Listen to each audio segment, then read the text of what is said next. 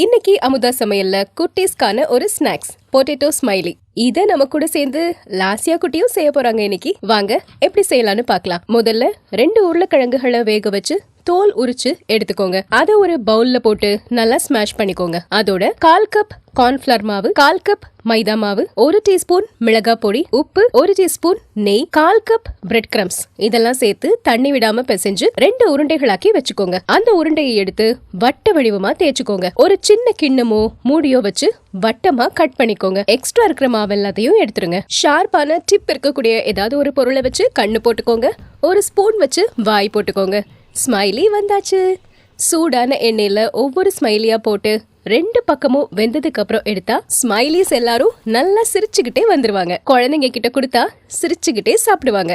விதவிதமான சமையலுக்கு அமுதா சமையலை சப்ஸ்கிரைப் பண்ணிடுங்க.